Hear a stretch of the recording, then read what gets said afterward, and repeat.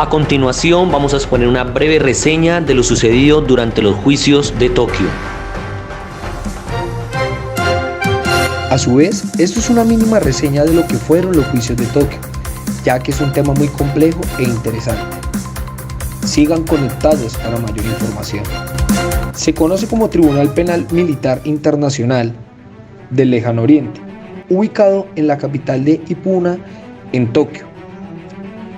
Para comenzar con esto, miraremos la designación oficial que tuvo este proceso judicial ante el mundo. Tiene como principal objetivo desarrollar los expedientes de los crímenes de guerra japonesa al terminar la guerra. El origen de este gran proyecto era para dar sentencia a la gran barraca de los países miembros de este eje que se remota en el año de 1942. El primer exponente de estos juicios fueron los juicios de Nuremberg. En los meses de 1945 a 1946 fueron desarrollados estos juicios de una manera abrupta, rápida y con muchos errores. Por eso entramos a un tribunal militar internacional que juzga y condena a muerte a los responsables políticos militares japoneses acusados de haber cometido crímenes contra la humanidad durante la Segunda Guerra Mundial. En los juicios de Tokio, la fiscalía estuvo dirigida por el estadounidense Joseph Kennan y contó con fiscales de todos los países que nombraron jueces en el tribunal, quienes juzgaron a los generales japoneses acusándolos de acuerdo a diferentes delitos clasificados en 4 grupos. Primero están los crímenes contra la paz y crímenes de guerra. Se basaban en la existencia de una premeditación para alterar la paz y la existencia de asesinatos, torturas, violaciones contrarias a la ley de guerra. En segundo estaban los crímenes contra la humanidad. Se trataban del exterminio y muerte en masa. Tercero eran los genocidios. Los jueces que componían el Tribunal de Tokio imputaron casi a todos los jefes militares y políticos debido al ataque generalizado y sistemático que se les realizó a la población específica de los manchú y los uisu, que eran 2 grupos étnicos característicos del Japón antiguo. Por último, que estaba el complot de guerra. Este cargo se imputó a todos los jefes militares y políticos, ya que realizaron un complot para derribar el Estado japonés soberano que se encontraba en esa época, atentando contra la seguridad interior del país. Los logros y resultados que se obtuvieron de los tribunales de Tokio fue que sirvieron de precedente para el derecho penal internacional, debido a que al ser posteriores a los juicios de Nuremberg se incursionaron y se reforzaron temas que tenían falencias, tales como el enjuiciamiento a líderes de los estados agresores, la individualización de las acusaciones para evitar que la responsabilidad recayera en los pueblos de manera general, el establecimiento de un tribunal multinacional para dar aplicación a lo que para ese entonces era concebido como el derecho internacional, y se sentenció con menos penas de muerte, pero se tuvo 0 absoluciones.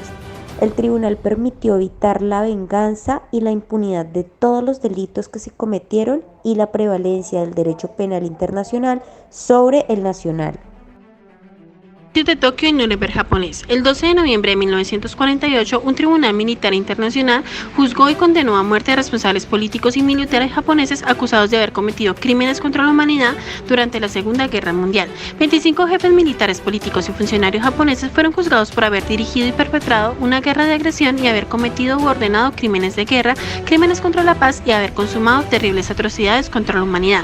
El conocido como el Proceso de Tokio acabó con varios dirigentes condenados a morir en la horca el 12 de noviembre de 1948. La Academia de Guerra de Tokio fue el lugar escogido para llevar a cabo los juicios y el tribunal militar fue precedido por el australiano Sir William Floodwood, que sería el encargado de dirigir las 417 sesiones que concluirían con 7 condenas de muerte, 6 cadenas perpetuas, una condena de 20 años y otra de 7. Si en el juicio de Nuremberg no se pudo juzgar a Adolfo Hitler, en el Proceso de Tokio tampoco se pudo juzgar al emperador Hirohito.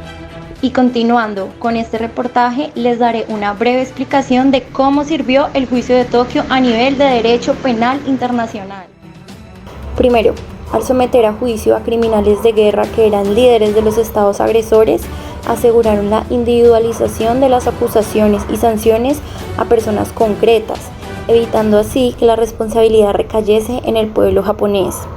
Segundo, en cuanto al delito de omisión, que a diferencia de lo ocurrido en Nuremberg, aquí no se logró encontrar una orden central criminal, por lo cual se introdujo la noción de responsabilidad para líderes tanto civiles como militares y de promover no solo el cumplimiento del derecho internacional, sino de impedir actos contrarios a dicha ley y remediar las violaciones que no se hayan evitado, así como para atender al llamado de las víctimas.